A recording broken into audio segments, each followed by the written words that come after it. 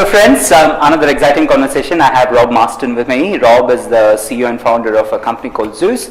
Zeus is about getting people onto the mobile platform, helping people make mobile marketing happen, right? Do you want to talk a little bit more about what you do, Rob? Sure. So I started ZeusUnwired earlier this year, having come out of a publisher background and worked my whole life in media. And I've seen the huge opportunity in mobile with particularly I'm based in Australia, based in Sydney in Australia, huge penetration of mobile phones. We have over 60% smartphone ownership.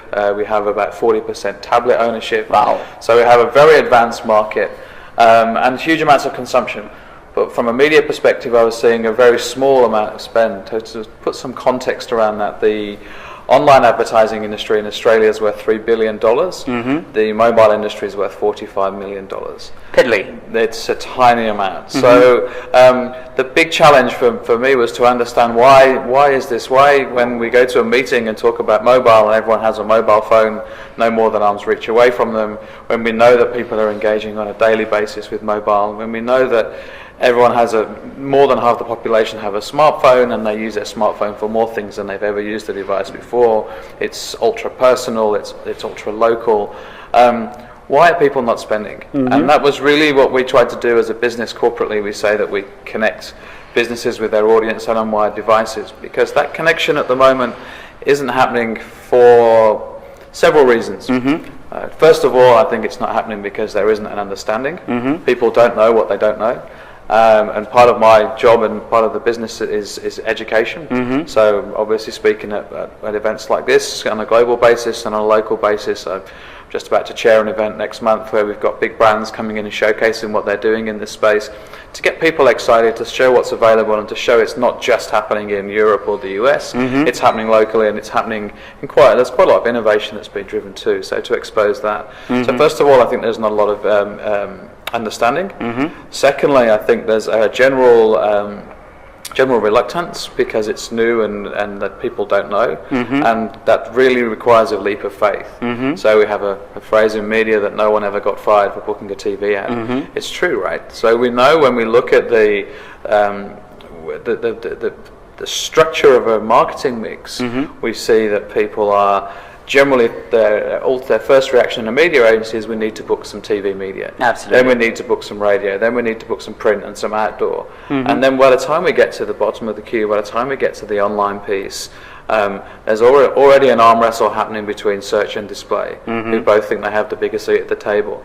Social, video and mobile, they're really just picking up the scraps off the floor. Mm. So that's why I think there's a big problem is that the innovation should be driven out of mobile, can be driven out of mobile, and will be driven out of mobile, but not when it's so hugely underinvested in. So ZeusUnwired looks to connect businesses with their audiences because we understand what audiences are doing, we understand what businesses can and should be doing, mm-hmm. and we make that connection in the middle, largely because they probably won't afford their own internal person to mm-hmm. do that. Mm-hmm. There probably isn't a person who can do that for them internally, mm-hmm. because there's a very big shortage of skills, mm-hmm. Domestically in Australia and actually globally in this space. Mm-hmm.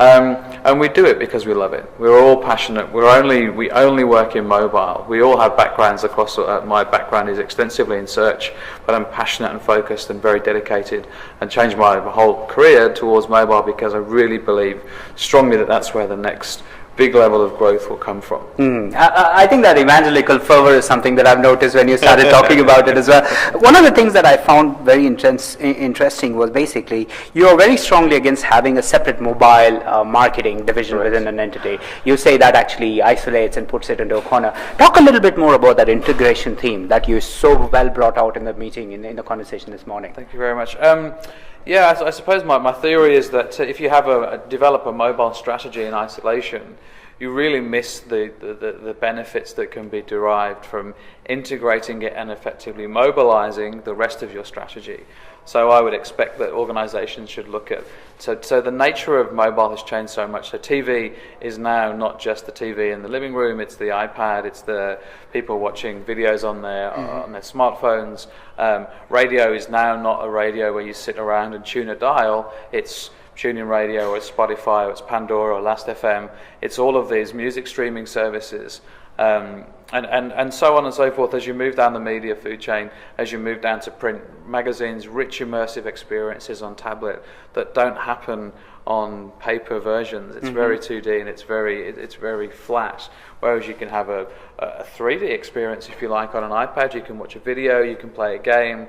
It's much more immersive and it's much more engaging from a consumer's perspective.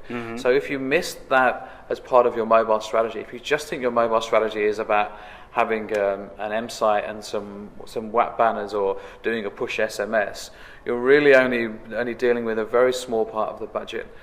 And so my point earlier in the presentation was that the biggest slice of the pie is generally for a mass media like television, but mass media and television are fragmenting significantly, and as a result of that, the budget that I want is not the scraps on the floor that I talked about earlier. It's a slice of the big pie. It's a slice of the stuff that happens on catch-up TV or happens on, the Z-Box or whatever it might be, the dual screen thing. Absolutely. And that's really what I'm talking about when we're looking at mobilizing a strategy. We look at all individual components and we look at what's the mobile iteration in that space. So the most important thing that we work with our clients on is to look at what is your consumer doing on mobile? Who are they? Where are they? What are they doing? What are the devices? What content do they want to see?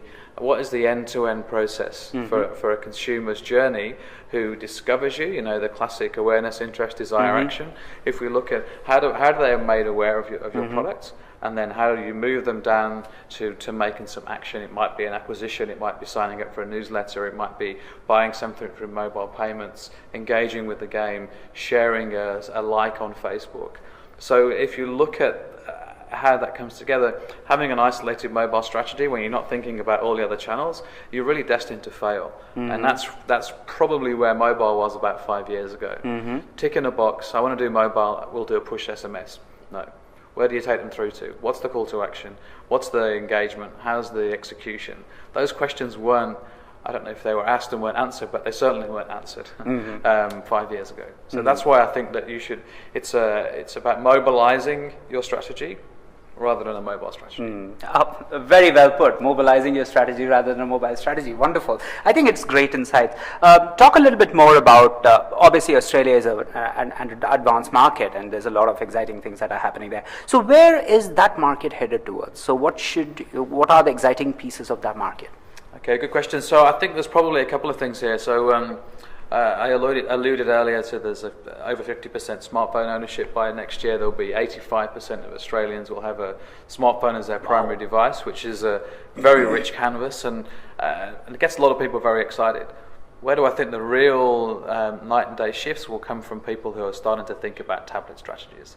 Tablet will replace the desktop, it will replace the laptop, it will be the device that is used. At the moment, it's still nascent. People are still using their laptops when they could be using the tablet. I read an article recently which looked at, I used the analogy of planning across the channels as snack, dine and cook. So you cook on your laptop, you do your heavy lifting, your document processing, your music editing, your photo management, you do that on the laptop. You snack on your iPhone, on your phone, so you're looking for quick information, cinema times, train times, weather, answers to questions and quizzes. You're looking for that very quick, instantaneous information from your smartphone. And in the middle is the tablet. It's a lean back experience. It's immersive. You don't do heavy lifting on it, but you do engage. You will engage in longer form content. You will engage in a game that's probably more strategic in its nature rather than dip in, dip out, like a draw something or words with friends.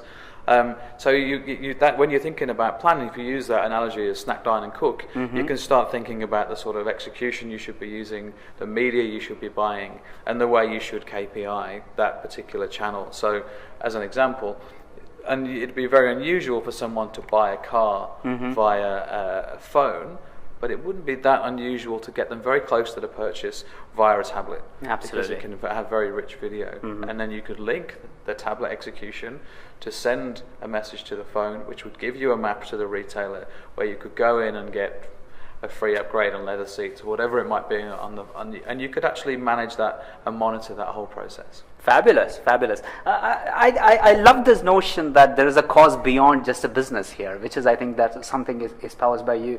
And I found the insights fascinating. Thank you very much. Look forward to hearing more from you. Thank you very much. Cheers.